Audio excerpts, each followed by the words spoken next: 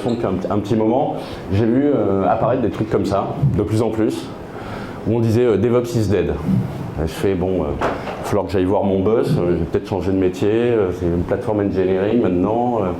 Bon, avec voilà, des pitchs comme ça qui disent, maintenant on a des plateformes qui vraiment fournissent des ensembles d'outils unifiés avec toutes les pratiques et qui simplifient ce qu'on appelle la charge cognitive, mais en gros qui simplifie le boulot, le day-to-day des équipes et notamment des équipes de dev. Là, ça parle vraiment développeurs.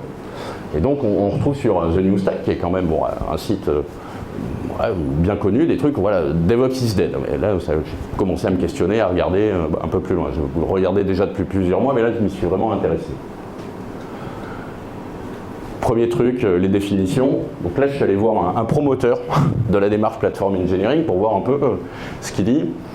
Et on parle vraiment de construire, alors il y a encore le mot toolchain, on ne parle pas de plateforme, mais des services qui permettent d'activer du self-service pour les équipes in the cloud native era. Donc vraiment avec cette orientation cloud native, Kubernetes, cloud, etc. Les platform engineers pour créer ce qu'ils appellent les internal developer platforms, pour couvrir tout le cycle de vie de ce qui est possible de faire et ce que doit faire au jour le jour un développeur. Là, c'était vraiment un promoteur, c'est quelqu'un notamment qui parle aussi sur le fait que les pratiques DevOps, bon, maintenant ça se remplace par le platform engineering. Je suis allé voir un acteur comme le Gartner en me disant ils sont peut-être plus modérés, ils ne vont pas me tuer le DevOps tout de suite. De nouveau, voilà, platform engineering lié à l'amélioration de l'expérience des développeurs, mais aussi avec ce sur quoi on est tous focusés, c'est-à-dire la productivité quand même, et avec cette tendance, c'est-à-dire on cherche de plus en plus à créer des expériences unifiées. Globalement, j'étais là, Software Engineering Organizations, Internal Developer Platforms, Developer Experience. Bon, c'est vraiment que pour les devs. Là, moi, je m'y retrouvais plus avec justement leur monde DevOps, le Biz DevOps, le Biz DevSecOps. On essaye de rassembler vraiment toutes les équipes. Je disais, c'est quand même super orienté dev. Sur des discussions Twitter, je suis tombé sur ce tweet et une réponse qui est super, très intéressante. Une première personne qui a dit ah non, mais Platform Engineering, c'est pour le développement des infras. Et quelqu'un qui lui répond, et avec une définition que moi je trouve parfaite, c'est dire non. Le platform engineering, c'est permettre à tout le monde de faire ce qu'ils veulent en mode self-service. Et donc c'est de créer des plateformes avec des user experience pour tous les personas en fait, qui interviennent sur le delivery applicatif. C'est pas que les devs, c'est pas que les infras, c'est quand même plus large que ça. On parle avoir des plateformes qui impactent toute la production de valeur des équipes, tout le delivery applicatif, tout ce flux, sur différents aspects, avoir des choses qui soient plus accessibles, une expérience utilisateur simplifiée, tout à l'heure avec les exemples GitLab ou les exemples Conto, avoir des choses où on a des interfaces, on retrouve rapidement ces petits, on a tout de suite des choses qui sont intégrées, on simplifie. Où on collabore plus, une fois de plus pour tout le monde, parce qu'on sait que nos équipes, et notamment même chez les petits clients, mais surtout après les plus grands, on a des personas qui sont très différents, on a des devs, des ops, des gens de la sécurité, des gens du métier, des product owners, des scrum, des archis, donc c'est pour tout le monde. Et puis c'est pour tout le cycle de vie, c'est pas que pour le dev, c'est aussi pour le build, pour le run, voilà. Donc, DevOps n'est pas mort. Pourquoi ? Petite rétro sur ce qui s'est passé ces dernières années en termes de pratique, sur les DORA Metrics. C'est un truc que vous retrouvez sur le coup de pub pour GitLab, du coup, que vous retrouvez sur GitLab. C'est le monitoring de ces 4 grandes métriques qui sont assez simples, qui sont vraiment pas mal. On peut avoir plein de métriques différentes pour mesurer sa performance. La fréquence de déploiement, le temps qu'il faut pour pousser un change, le temps, le fameux MTTR, le temps pour arriver à restaurer le service quand on a un problème, un incident, et le change failure rate, c'est-à-dire par rapport au nombre de changes que je pousse, j'en ai combien qui sont en échec. Et donc, les DORA Metrics, ce qui est intéressant, c'est que Google mène des surveys depuis plusieurs années. Alors, il y a d'autres surveys qui existent depuis 2015, mais DORA et Google, de manière consistante, le font là sur les 4 dernières années. Et on voit d'année en année des pratiques où ça monte de plus en plus vers l'élite, avec des gens qui poussent des centaines de changes en prod par jour, qui arrivent à restaurer leur service de plus en plus rapidement, etc. Et puis, 2022, je tombe sur le schéma, je fais mais bon, qu'est-ce qui s'est passé quoi? Qu'est-ce qui s'est passé? Il n'y a plus d'élite performeurs. On a un gros paquet au niveau médium. Oh, tout le monde au même niveau, qu'est-ce qui se passe? Et en fait, il y a plusieurs conclusions. On pourrait, alors je ne sais pas si les présentations vous seront partagées telles quelles, mais globalement, tout ce qui est Google, DORA Metrics, vous pouvez lire les rapports en ligne. Il y a deux conclusions. C'est dire, il y a eu, ces dernières années, avec tout ce qui est Covid, il y a eu moins de partage entre équipes, entre organisations, sur les pratiques techniques, mais aussi les pratiques organisationnelles. Moi, je mets toujours le fait qu'il y a beaucoup d'importance à la fois sur le hard, mais aussi sur le soft, et comment les équipes s'organisent, les métiers, etc. Donc on a eu un peu moins d'amélioration et de partage, un peu de ralentissement. Et il y a des équipes, en fait, aussi, qui, par rapport, par contre, à vraiment les surperformeurs dans notre secteur, osent plus se juger, eux, en surperformance. La maturité globale des pratiques s'est beaucoup améliorée. En fait, il y a eu un tel raise de barre qu'il y a beaucoup d'organisations qui n'osent plus se juger en high performer. Ils disent non, on est bon, mais on ne va pas aller dire quand même qu'on est des high performers parce qu'il y a quand même des équipes qui sont tellement bonnes qu'on n'ose plus. Mais globalement, tout le monde s'est jugé comme ça. Et donc, en fait, il y a un effet raise de barre où on sait qu'il y a des cibles tellement hautes à atteindre en termes de capacité, d'agilité à ce niveau-là, que tout le monde est redescendu d'un cran dans sa manière de se juger. Pourquoi DevOps n'est pas mort? Parce que on voit, et c'est le constat terrain, qu'il y a encore énormément de choses à faire bouger. Il y a de l'adoption toujours à faire. Il y a toujours des équipes qui sont en adoption partielle, technologique, pratique, l'agile mais pas jusqu'au bout, pas complètement, le DevOps mais ils font de la CI, du test extrêmement automatisé mais ils ne sont pas allés jusqu'à la CD, le passage à l'échelle, les pratiques SRE, le fait d'avoir beaucoup plus de transparence sur tout le flux de delivery, il y a énormément encore de terrain de jeu d'amélioration. Et donc, quand je dis le DevOps n'est pas mort, c'est globalement le platform engineering arrive et c'est super intéressant, mais il y a encore énormément de choses à faire pour gagner en adoption sur l'ensemble des pratiques, l'agilité, le DevOps, le SRE, le product, enfin le sens produit et l'approche produit, notamment. Et donc cette approche plateforme, qu'est-ce que c'est? Comment on le fait? On sait tous qu'on veut aller en haut à droite, en termes de transfo. La plupart de nos clients, ils sont ouais, bon. On sait qu'il faut qu'on aille dans le cloud public, qu'on fasse du rancher ou du Kubernetes, enfin, du conteneur et du conteneur orchestré. Bon, il y en a, j'ai mis quand même aussi du VMware Cloud Foundation, de l'OVH Cloud, mais voilà, des fondations modernes avec du Software Defined Network, du Software Defined Storage, du cloud public où là on a tous les services à dispo. On connaît tous globalement la destination. On connaît tous globalement, on grille, c'est compliqué, tout ce qu'il faut mettre en œuvre en termes de technologie et de pratique. Il faut faire du service mesh. Après, on peut se battre sur les termes, il faut le faire, il ne faut pas le faire, etc. Mais on connaît, il faut faire du SDN, des microservices, des API, mettre en œuvre de l'observabilité plus transparente pour l'ensemble des personnes, que tout le monde voit ce qui se passe, de l'agilité, du safe, faire du produit, faire du DevSecOps. Donc, on sait exactement où on veut aller, on sait exactement ce qu'il y a à mettre en œuvre. Et pourtant, on a encore de grosses marges de progression. Au début, je voulais mettre, maintenant il faut choisir un véhicule entre la 4L et la Ferrari pour aller vite.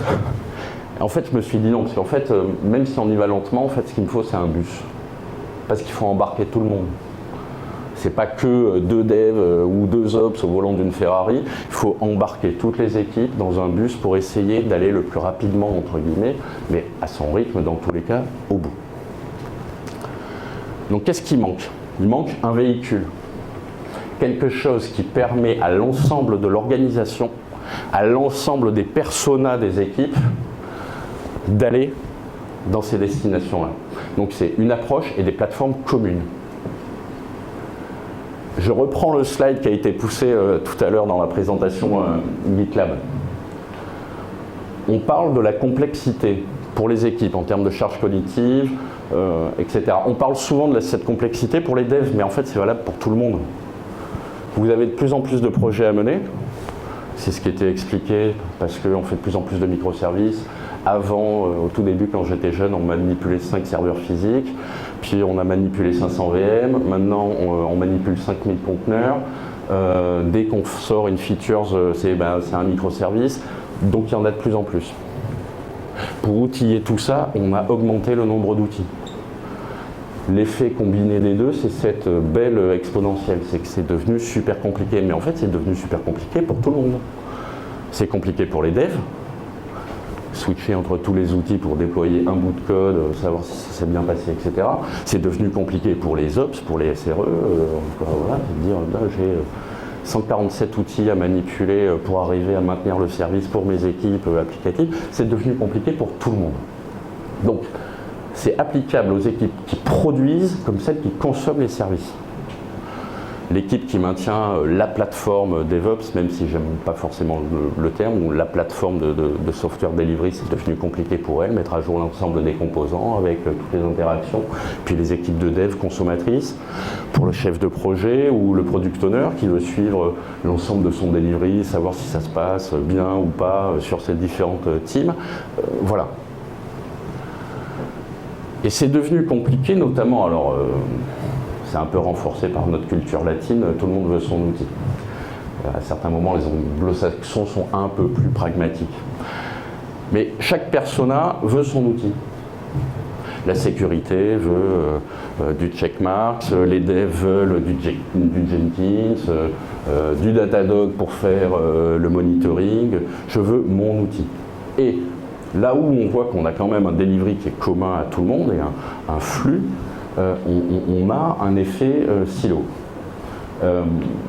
Et ça crée de la complexité.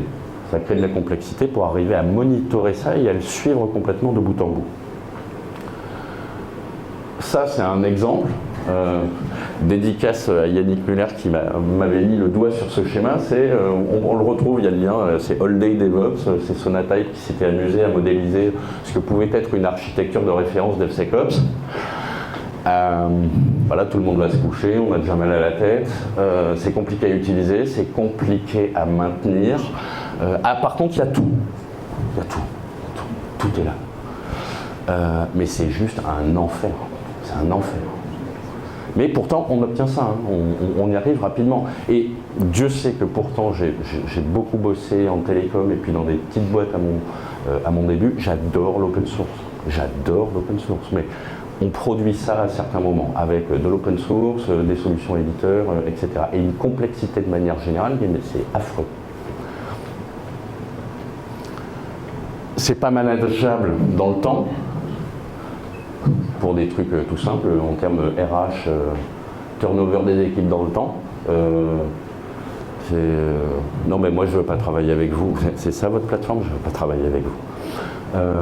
Et puis turnover des équipes, parce que les gens ils changent, donc à un moment vous perdez les experts qui maîtrisent toutes les intégrations, tout ce qui a été fait, tout l'historique. C'est valable sur des trucs full open source, par exemple sur des plateformes OpenStack, aussi, les grosses plateformes OpenStack à l'échelle, des trucs bien complexes, bien velus. Si les gars sont partis, il y a des moments, quelques années plus tard, c'est compliqué. Donc il y a ce premier risque-là. Il y a un risque tech, la complexité d'intégration exponentielle dans le temps, la gestion de la dette technique. Alors tout à l'heure, j'avais des discussions j'entendais des discussions autour de Jenkins avec les plugins à maintenir dans le temps, par exemple. L'UX, et une fois de plus, pour les devs et pour les ops, pour tout le monde, c'est catastrophique. C'est un showstopper pour les devs. Non, c'est quoi ta plateforme? Non, finalement, je ne vais pas signer chez toi. Donc c'est à la fois sur la partie recrutement et fidélisation. C'est un gros ralentisseur pour les ops. Déjà que, et parce que c'est encore le cas dans certaines organisations, les faire monter sur du SCM, de la CI pour leur code Terraform, leur code Ansible, c'est compliqué. Si en plus, en termes d'UX, ils ont des plateformes comme ça, ça devient encore plus dur. Et en termes économiques, ça prend énormément de temps. On peut avoir 1 mois, 2 mois, 3 mois pour faire monter en compétence quelqu'un sur alors tu vas avoir tel outil pour la gestion de code, tel truc pour ta CI, puis tel outil de monitoring, puis etc. etc. La productivité est pas alignée, c'est-à-dire que par rapport aux élites performeurs, on se retrouve avec un constat de productivité, on se dit mais pourquoi j'y arrive pas, je lis plein de trucs où les mecs ils font x50 sur leur capacité à délivrer plus vite, moi j'y arrive pas, et donc on a des écarts de productivité et on comprend pas pourquoi, mais en fait c'est qu'on manipule un objet qui est hyper complexe. Puis il y a un coût de MCO et de gestion de la technique qui est super compliqué, mettre à jour des trucs comme ça, en termes de MCO, il faut des équipes énormes, et au fur et à mesure, pour la mettre à jour en permanence sur l'ensemble des composants, ça devient bien velu. Alors que ce qu'on cherche à faire, c'est quelque chose d'assez simple. C'est ultra simplifié. Avoir des pipelines techniques de delivery qui soient unifié avec toute la partie de delivery management. Je sais le délivrer de manière fluide en termes techniques. Je sais suivre mon delivery management. Alors là, il y a Jira, pardonnez-moi mes camarades de GitLab, mais je sais voir ce qui se passe en termes d'alignement entre mes plannings, mes features, etc., puisque je délivre vraiment techniquement, et je le lis aussi avec toute la partie service management, notamment pour nos grands clients. Je sais ce qui se passe à un moment ou à un autre par rapport à des tickets avec des fournisseurs, des interactions que j'ai eues avec d'autres acteurs externes, ou même internes, et c'est d'avoir quelque chose qui soit assez unifié. Et globalement, c'est de simplifier l'expérience utilisateur par rapport à ça. Je sais ce que je traite comme type de demande, je sais comment je le délivre, quand je vais le délivrer, et j'ai une vue précise sur sa réalisation technique. Et je vais faire un parallèle entre 2 slides avec GitLab, et le pourquoi je pense que GitLab, en fait, c'est vraiment une approche super intéressante par rapport à cette notion de plateforme engineering. Ça, c'est le slide original de GitLab. Après, je l'ai modifié sur le slide d'après. GitLab, feedback du terrain, c'est de dire, on a en termes de ROI pour les équipes, et alors on peut parler ROI, mais on peut aussi parler tout simplement valeur délivrée pour les équipes, c'est une exponentielle à partir du moment où on commence à adopter de manière commune et unifiée par les équipes un ensemble de fonctionnalités complémentaires. C'est là, je vais commencer à avoir du ROI parce que je vais décommissionner des choses. J'ai de la simplification parce que j'ai moins d'intégration entre des produits. J'ai une réduction des coûts de dev parce que j'ai une meilleure expérience pour les devs. Et comme j'accélère sur mes devs, j'ai une accélération de mes revenus, de la valeur produite. Ce qui est intéressant en fait avec ce schéma, c'est que je peux prendre un parallèle qui est là, moi, un vrai constat terrain que j'ai fait avec du GitLab, mais pas que. C'est de dire ce qui booste et ce qui fait vraiment qu'on a cette exponentielle et cette accélération, c'est l'adoption de l'ensemble des pratiques de manière unifiée par les équipes. Au début, tout le monde utilise le même source code manager. Déjà, on va pouvoir partager du code, etc. On va faire de la SCM et de la CI tous ensemble sur le même produit, puis on va y rajouter la sécurité, plus après les PO sur le planning, voilà. Et cette accélération, moi je l'ai constatée avec du GitLab, je l'ai constatée aussi avec des produits assemblés. Mais quand on met tout le monde autour de la même plateforme, on observe ça. Voilà, j'ai un exemple actuel chez un client. On a fait x40 sur le delivery en termes de CI. CD, on essaye de passer le cap, et x200 sur les tests. Mais parce qu'ils partagent la même vue sur les plannings, sur les features, la même vue sur les pipelines, tout le code est partagé, etc. Mais en fait, c'est parce qu'ils ont une expérience unifiée et collaborative. Et GitLab, voilà, c'est la solution qui aujourd'hui, en termes de plateforme engineering, pour moi, est la plus intéressante parce que, par rapport à la dev expérience initiale dont on parlait, mais 2, parce que c'est la plateforme qui va permettre de créer aussi potentiellement les autres plateformes et d'être le cœur de la construction de tout l'ensemble de vos services offerts aux équipes.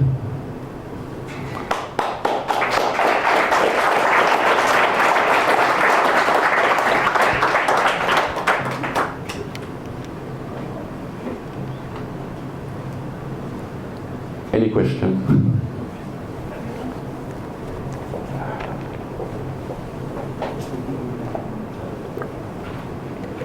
Bonjour, Renaud Lambray de Ensto. On fait des équipements pour Enedis, c'est des équipements intelligents et électroniques embarqués. Et GitLab nous semble très intéressant. Et dans mon BE, en fait, j'ai beaucoup de disciplines d'ingénierie différentes. Donc, du logiciel, de la mécanique, l'électronique embarquée.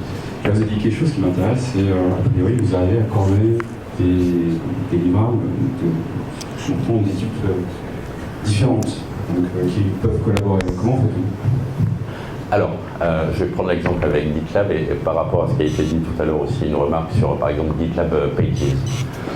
Ce qui est super intéressant, alors moi je mets tout en agile. Et je dis aux équipes, tout est livrable. Vous faites une réunion, un compte rendu, c'est un livrable. Vous faites un schéma, c'est un livrable. Donc déjà on a aligné l'ensemble des équipes sur des sprints en agile en leur disant c'est pas grave si le Scrum, le Kanban, le machin, mais impose-toi du rythme et tout ce que tu fais, tu le livres, tu le versionnes, tu le mets dans des repos, tu le publies potentiellement et tu le mets à dispo via du GitLab Pages. Donc des équipes qui produisent du code, mais des équipes qui produisent de la spec, des docs d'archi, etc. On unifie et on du coup rend possible plus de transparence, plus de collaboration et de manière unifiée. C'est dans GitLab, j'ai versionné, j'ai un doc d'archi, je l'ai fait valider. Regarde, j'ai demandé une merge request sur un doc d'architecture. Mais c'est ce passage-là. Mais ça permet d'unifier l'expérience. Donc, avec du pur technique et du non technique. Ça marche très bien pour tout en fait. Après, c'est une manière de considérer le livrable comme un livrable, ça peut être tout et n'importe quoi. Donc moi, c'est comme ça qu'on l'a fait. Ok. Quand même, ça m'intrigue parce que c'est quand même des milieux très différents, des cultures très différentes. Des ingénieurs qui font la méca, qui vont faire la conception électronique et du développement logiciel, c'est pas du tout les mêmes référentiels. Et l'adoption a été. Comment s'est passée l'adoption avec vos équipes? Si vous l'avez fait? Alors, on l'a fait. Après, alors, bienveillance avec les équipes. Se mettre d'accord sur le rythme. On ne peut pas avoir, on discute on va faire des sprints de 2 semaines, de 3 semaines. Il peut y avoir des équipes qui vont être par rapport à leur métier sur des cycles plus longs. Après, l'objectif, c'est quand même de se synchroniser et de conserver le rythme. Mais se mettre d'accord sur le rythme. Et après, en termes d'adoption, moi, je suis très terrain, c'est le pilote, l'équipe pilote. Si possible au milieu de l'open space, en train de fêter leur succès au milieu de tous les autres, en disant on a fait x200 sur nos tests, puis du coup les oreilles qui se lèvent à droite à gauche, comment ça t'as accéléré x200 sur tes tests, viens nous dire comment t'as fait, voilà. Mais le pilote, il faut le faire. Il faut le faire, même un peu, ça peut être à petite échelle à certains moments, il va y avoir des points durs, mais il faut le faire. Il faut le faire et le montrer aux autres. Puis en fait, les autres, ça suscite la plupart du temps naturellement l'intérêt des autres équipes. Je vais rebondir sur la question de mon voisin. Est-ce qu'il existe des intégrations entre GitLab Page et des solutions de PLM où là justement GitLab à l'aide. Là, non, sur des solutions de PLM, là, moi, j'ai pas d'exemple concret. J'ai pas eu ce cas-là, en fait. Je l'ai pas vécu. Donc, à voir, ils sont suffisamment nombreux et musclés là, dans la pièce pour répondre à la question. Là, moi, non, j'ai pas la réponse.